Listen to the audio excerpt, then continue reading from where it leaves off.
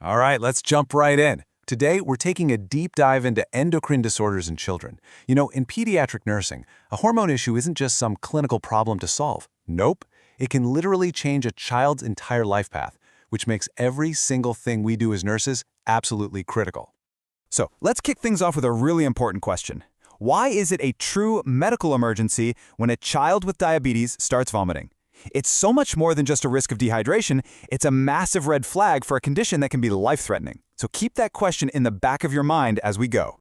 First things first, to really get a handle on the disorders, we have to understand the system itself. A child's endocrine system is basically the command center for their growth, their metabolism, their development, and it is incredibly sensitive. The balance has to be just right.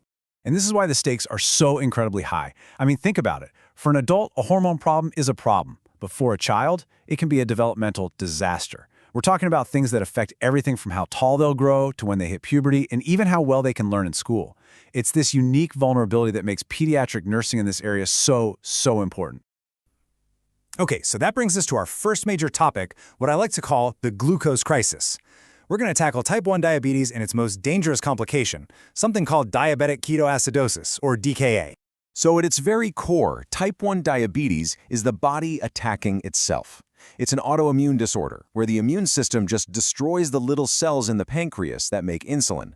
And the key phrase here is absolute insulin deficiency. There's basically no insulin left. And when that happens, a very dangerous chain reaction gets set off.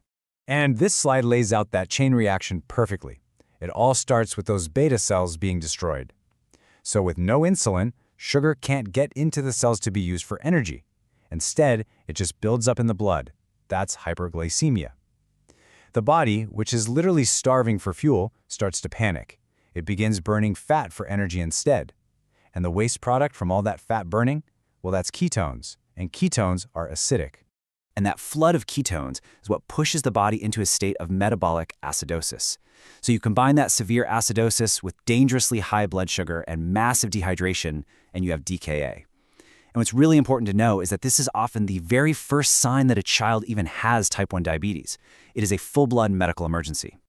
So how do we know for sure it's DKA? We look for this diagnostic trio in their lab work. A low blood pH and low bicarbonate levels tell us the body's acid-base balance is way off. And seeing ketones in the blood or urine confirms that the body is in that emergency fat-burning mode. You see these three things together, and you've got your diagnosis. Okay, a child is rushed in, they're in DKA. What is the absolute #1 first thing we do? It's not giving them insulin. The top priority is to restore their fluid volume. These kids are profoundly dehydrated because all that sugar in their blood has been pulling water out of their bodies. This dehydration can lead to their entire circulatory system collapsing. So, fluids. Now, after we've started rehydrating them and their circulation is getting more stable, then we can begin a continuous insulin infusion. The order here is absolutely crucial. Fluids come first. The insulin works to slowly bring the blood sugar down, and this is key. It stops the body from making more ketones by finally giving the cells the glucose they have been screaming for. Now we have to talk about the most feared complication of treating DKA in kids, cerebral edema, which is swelling of the brain. As we're rapidly fixing their fluid levels and their blood sugar, these quick shifts can cause fluid to move into the brain cells. It's rare, but when it happens, it can be fatal. That's why constant, vigilant neurologic checks are completely non-negotiable. This quote really just says it all. This is the mantra for managing pediatric DKA.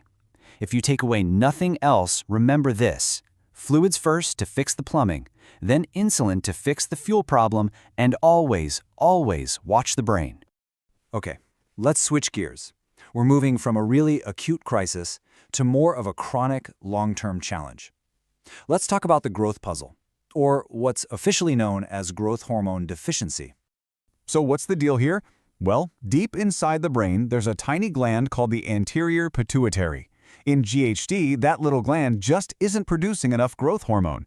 And as you can imagine, without enough growth hormone, a child's bones simply don't grow at a normal rate. So what does this look like? These are the classic signs. The child is noticeably shorter than their friends, and they're growing really slowly. They often look younger than they actually are, and might have a sort of chubby build. But, and this is so important to emphasize, their intelligence is typically completely normal. This is a physical growth issue, not a cognitive one. And this is a huge nursing principle right here. A kid can be short for lots of reasons. What really points us toward GHD is the growth velocity. We're talking about the trend on the growth chart over months and years. If you see a line that's starting to flatten out or fall away from the normal curves, that is a major red flag. Nursing care for a child with GHD is this incredible balancing act between physical care and psychosocial support. On one hand, yes, you're teaching the family how to do daily injections and you're tracking their height on a chart.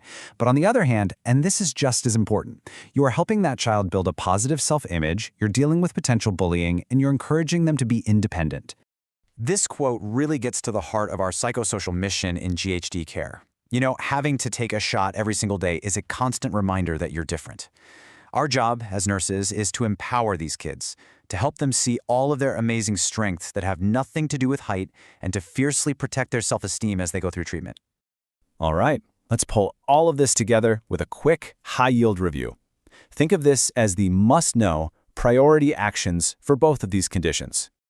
For DKA, it is all about speed and priorities. You see that deep, fast breathing? That's called Kussmaul breathing. That's the body desperately trying to blow off carbon dioxide to fight the acidosis. And hey, remember that question we started with? High blood sugar plus vomiting? You check for ketones right away, because that vomiting is a huge sign the body is tipping over into DKA. And for GHD, we're playing the long game. The key sign isn't just being short, it's that slow growth velocity. The therapy is pretty straightforward. We replace the hormone that's missing. And our nursing priority? It's always a dual focus. We track the growth chart absolutely, but we are always supporting that child's emotional health. Success is measured in centimeters, yes, but it's also measured in confidence. And we'll end on this thought. The protocols, the priorities, those are all essential for survival. But as nurses, our real goal goes way beyond that, doesn't it? It's about empowering these kids and their families with the tools and the resilience they need to not just manage a chronic condition, but to live amazing, full, thriving lives with it. That, right there, is the real art and science of pediatric nursing.